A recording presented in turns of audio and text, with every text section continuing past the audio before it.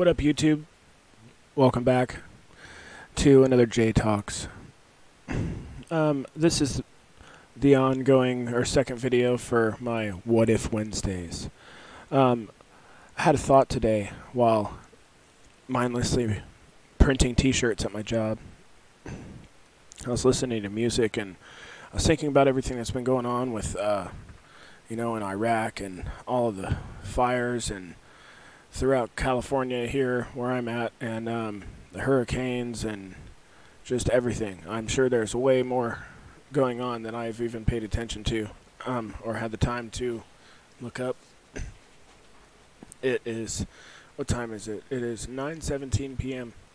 The kids are asleep. The lady's asleep. I'm up as usual, drinking tea out of my sweet-ass Venom mug. Stoked about that. Found it at a yard sale. I think I paid like $10 for it. Not bad. Pretty sweet. But yeah. Guys, a lot of stuff is going on the planet, and I got to thinking about like our infrastructure as the United States, and like how frail it is, like in the grand scheme of things. Like, we depend a lot on electricity and convenient things like fast food and, groceries that you can buy at the store. And it kind of scared me a little bit, but I mean, it's the norm, you know what I mean? Like, it kind of scared me a little bit though, because I've got kids and stuff and my mind likes to venture. I guess I have a vivid imagination, or I just overthink things, I guess is the way to put it, probably. But I really got to thinking today about, like, what if with everything going on, like, what would happen if another country that was pissed off at us decided, you know what, we're gonna cripple the United States, and they like strategically placed EMP weapons that don't destroy anything other like physical damage. I don't want to say physical. It damages everything, every electronic device within a certain radius. What if they were to do that at, say, a power plant? And if you think about like everything that runs a power plant and how many people and how many cities and everything else those power plants, they give power to so many cities. And if you think about, has anybody else ever thought about like what if the main power plants around America go down? You know what I mean? Like down. Like if they dropped an EMP on a power plant, and it would fry like every electrical instrument in the power plant.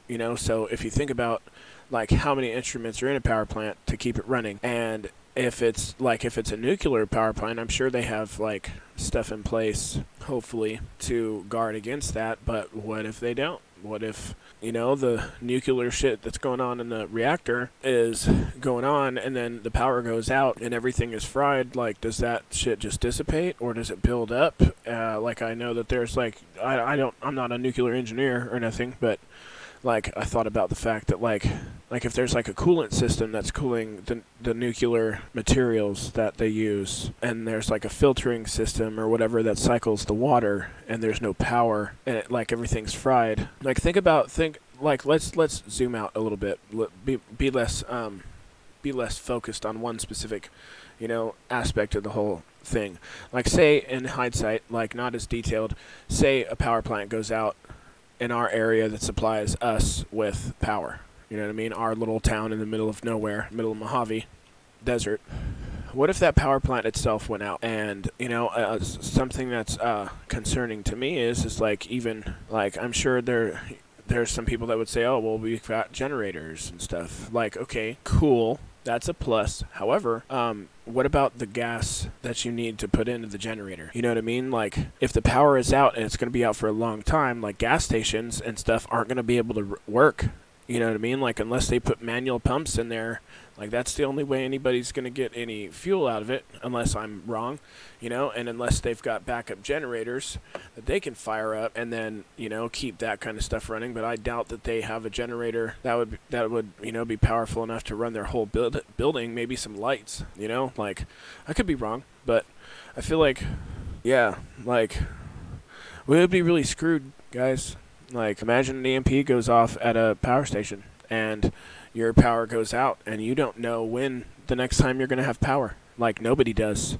You know, like all the cell towers would go down because they need power to, amplify the signals and stuff. So your phones would be screwed. You wouldn't have internet. You wouldn't have power. So, like, if it was during the middle of summer and it somewhere like this and it's stupid hot, sucks. You know, no air conditioning, which would suck for kids and stuff like that. And not to mention the fact that, like, especially if, like, there's no way to keep ice. There's no way to keep your frozen stuff frozen when there's no power.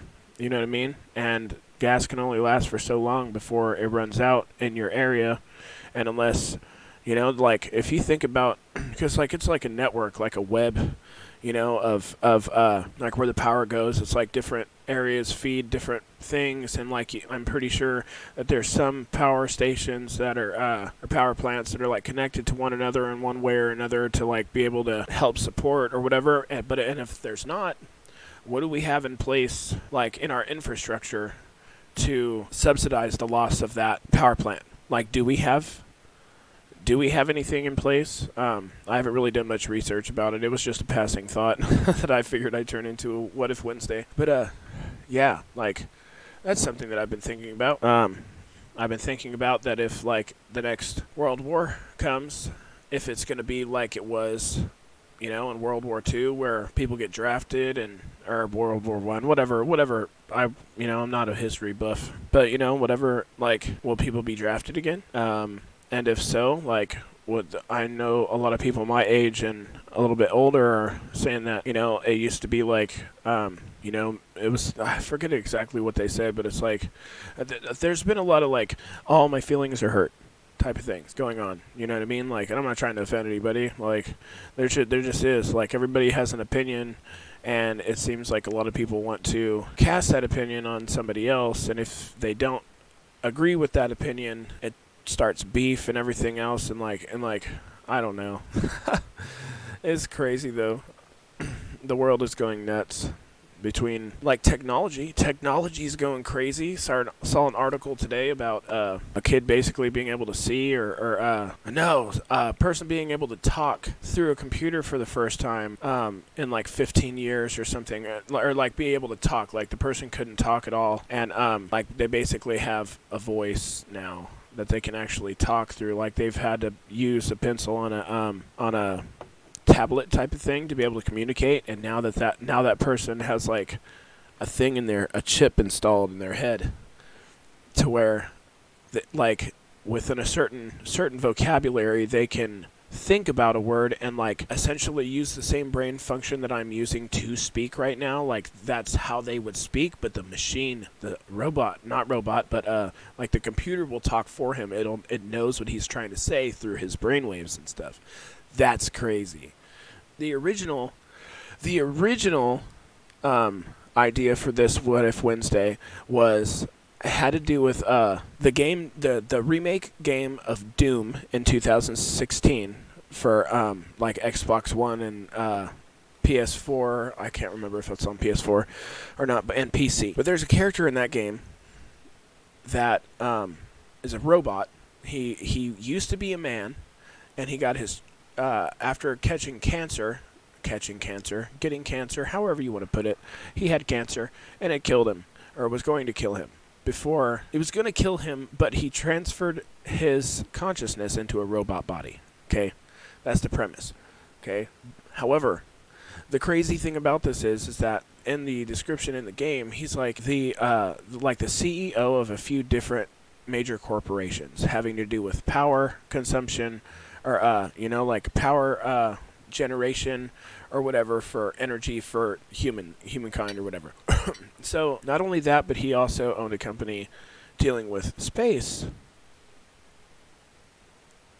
And if he dealt with space and he went to Mars and he was looking for, things to better humanity and so on and so forth, he also had a brain-computer interface company, which gave him the ability, and a robotics company. So that way he could transfer his consciousness into the robotic body that him and his companies made for him. along with the brain-computer interface company and the space company. Do you see where I'm going with this? Elon Musk. Elon Musk, dude.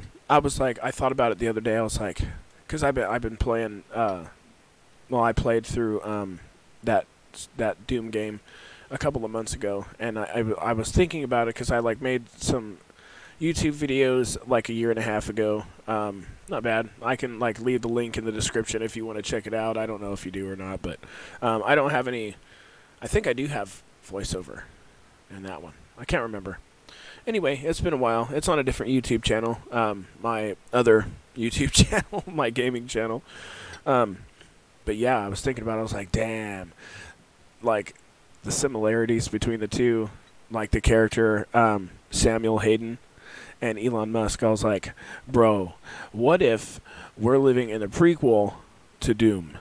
You know what I'm saying? What if Elon Musk in 40 years or something gets cancer, and his companies have gone far enough to be able to transfer human consciousness into a robotic body, and he's got a company that's going into space with SpaceX, and then you've got Neuralink, which is a brain-computer interface company, and then you've got his robotics company, which I didn't even know he had until I saw a preview thing on there was an announcement or something. He had some person dressed up as what the robot would look like and started dancing and stuff, but he was like, clearly this is fake, but the first prototype should be out next year, 2022. First humanoid, not first, I can't say that, but it's the first prototype, Jesus, from Elon Musk's robotics company.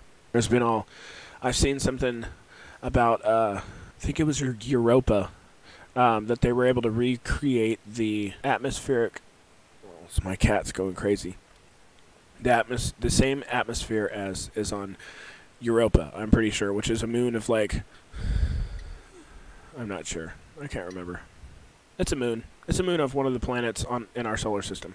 But yeah, it's crazy. All of it. The world's going crazy, but at the same time, there's so much cool stuff happening.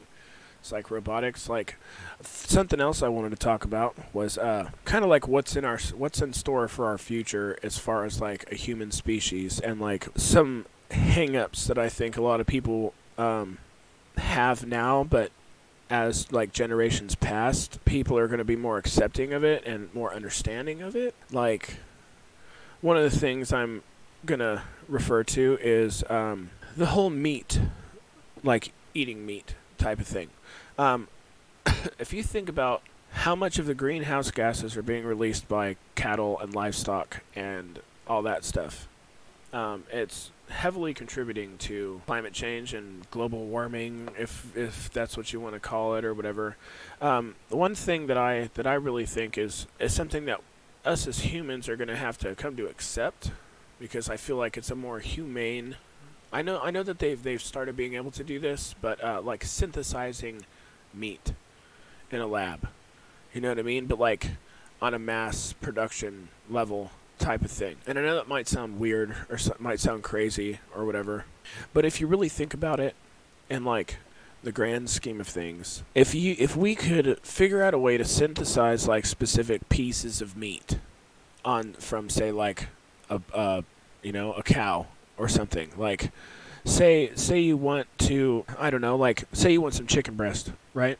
And you want to grow chicken breast, you take the proteins basically from that specific type of meat or whatever. I don't know exactly. I'm not a scientist, but how I kind of figured how it would work is they are able to grow specific pieces of meat, certain muscles on a chicken in a lab. You know what I mean? I feel like they are able to do that. If they're able to grow skin for people, burn victims and such, I feel like they are able to grow muscles.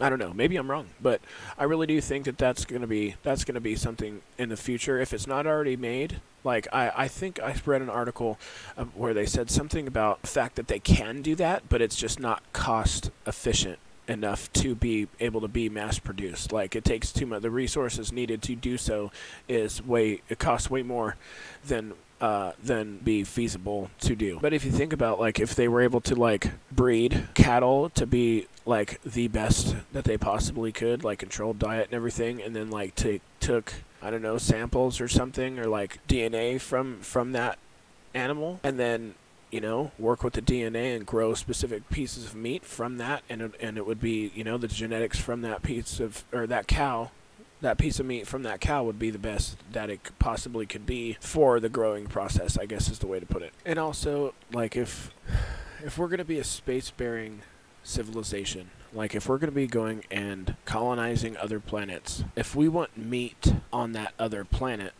like, I don't think that, especially in the beginning, like, I don't think that we're going to want to take chickens to Mars on spaceships. You know what I mean? I don't think that that's going to be viable. Like, I already know that they've got all the implementation in place, but, like, as far as when they get there, like, that's going to have to be something that's more than likely going to need to happen. You know what I mean? If that's something that they you know, deem necessary. I feel like it's more humane. Like, you're not, you know, raising a live animal for the sole purpose of, like, killing it. Like, you're growing that, you're borrowing from that species, like, to help us, and it's a muscle. You know what I mean? Like, it's not like it's like, it is living flesh, but it's not like it's attached to an animal that has a, you know, a soul or a life, you know what I mean? You know what I mean? An existence. So yeah, like, that's just a thought about that. Yeah, man. That's one thing. Seen a lot of stuff about 3D printed houses. Fun fact, did you guys know that 3D printers have been a thing? Like, somebody invented them a while ago,